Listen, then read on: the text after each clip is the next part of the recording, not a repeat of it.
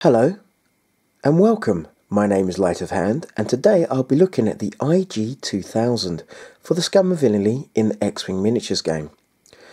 Okay, before I actually start looking at anything with the cards or anything, in this pack there are only 4 named pilots. There are no basic pilots, so if you were actually thinking about using this ship, more than 4 of them, I'm afraid you wouldn't be able to according to the rules. I suppose you could with friends in a friendly game. Anyway, let's begin by looking at the model. And again, I have to say the paint job upon this model is actually really good. Maybe not as good as the Interceptor, the M3A Interceptor for me, but much better than Star Viper. Again, when I first looked at the model, I wasn't overly keen on it, but I have to admit, now it's kind of grown on me. Okay, well there's the model. There's a ship tile, and all the ships will be able to do focus, target lock, boost and evade. And all their stats as well is 3 attack, 3 dodge, 4 hull and 4 shields. Now let's pick up the dial. I know I've said this in my other videos, but I do have to say that the Scum and Villainy dial does look much better than the Rebel and Imperial one. It also has the green back that comes with all ships that play for the Scum and Villainy. Oops, let's move that, straighten that up. Okay, and now let's have a look at the manoeuvres, whilst there's no glee anyway. Okay, what actually fascinates me is the amount of green manoeuvres the ship can actually do, but also the fact that it's got a Carragher turn and the Stigma turn. The only ship at the minute that actually can do both, and that interests me quite a bit for the aggressor. Okay, now let's start off with the pilot cards. Oh, actually, let's start off by looking at the art of the pilot cards and then talking about the actual ships themselves. Okay, this is the IG-66A. I have to say the artwork and that looks very nice. Aggressor. And now let's look what the actual ship can upgrades. Okay, it has a veteran icon, a scanner icon, I think that is, 2 cannon icons, a bomb icon, and the credit icon. Now, I know that's only for Scum and Villainy at this minute. I'm not sure what the official name is for that yet. I'll have to check that out properly. The ship itself is 36 points. The special ability on this one is, after you perform an attack that destroys the defender, you may recover 1 shield. Now for me, that's quite good actually.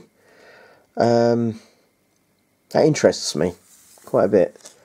Okay, here is the IG-88D.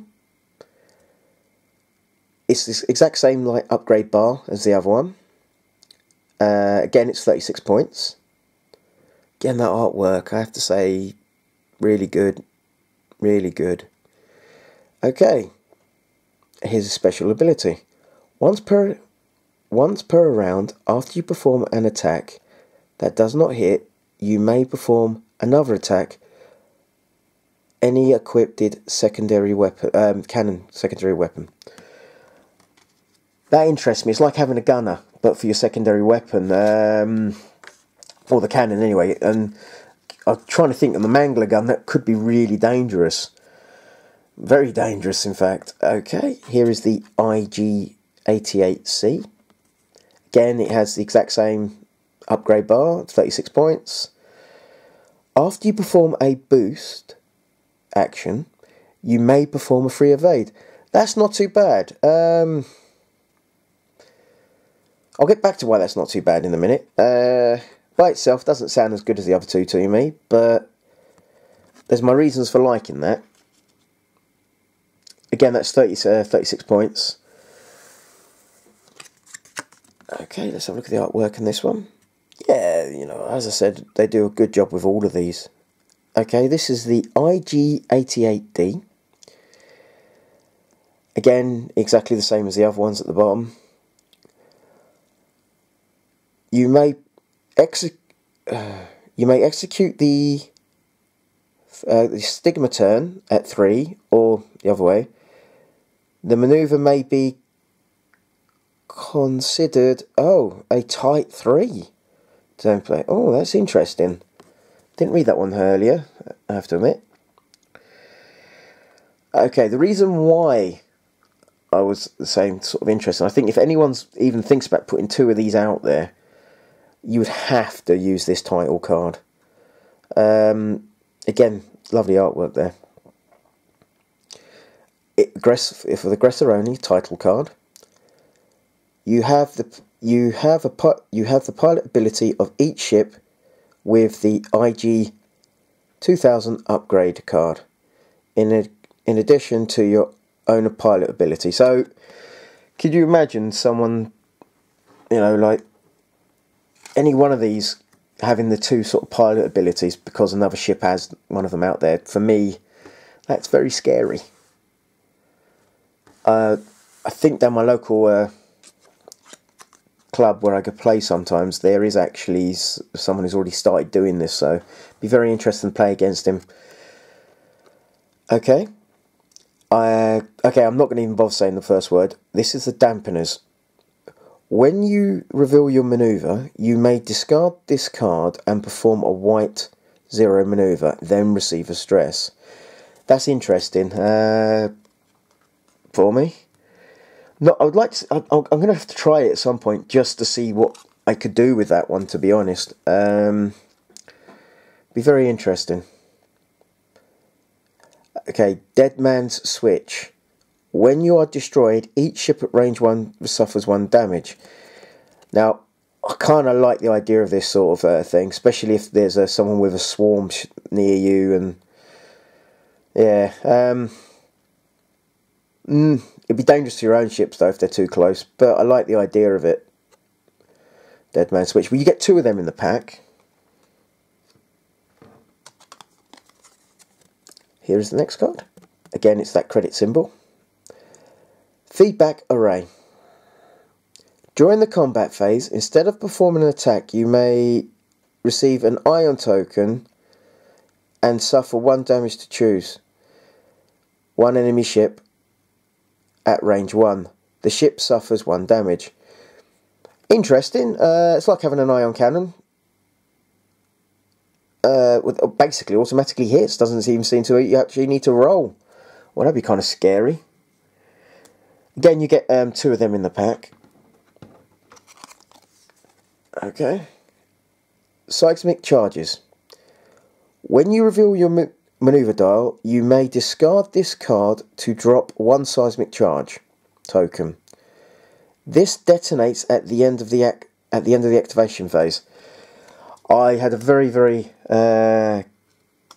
I've had an experience with that not long ago when I was using Hellrunner.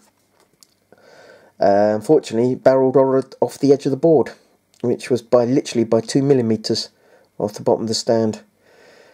Bit frustrating. Anyway, I'll get on with the upgrade cards. The accuracy calculator.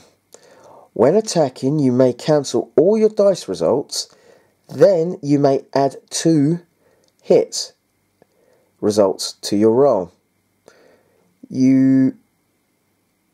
Your dice cannot be modified during this attack. Okay, that's interesting. Again, it's in the other packs as well. That's an array. So yeah, that's interesting. Okay.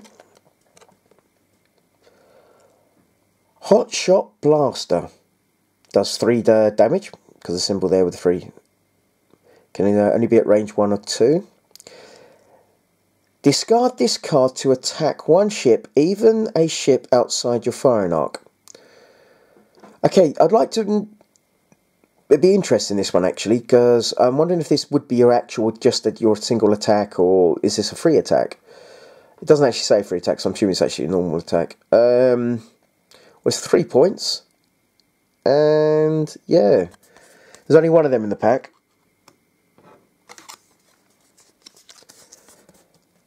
Okay, and this is the proximity mines. Discard this card to drop 1 proximity mine. When a ship's base or maneuver template overlaps the target token, this then detonates. For 3 points, I'm sure you guys already know the rules on how mines work. I might go over that in another video later on. Okay. The Mangler Cannon. 3 attack dice, range 1 to 3. Attack 1 ship.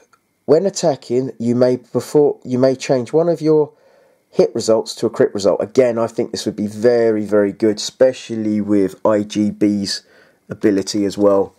But the next card I'm about to pick up as well, I think would be very interesting as well with his ability, if you could get it range 1, that is. The Auto Blaster. 3 attack, range 1. When attack 1 ship, your hit results cannot be cancelled by defense dice. Defender may cancel crit results before hit results.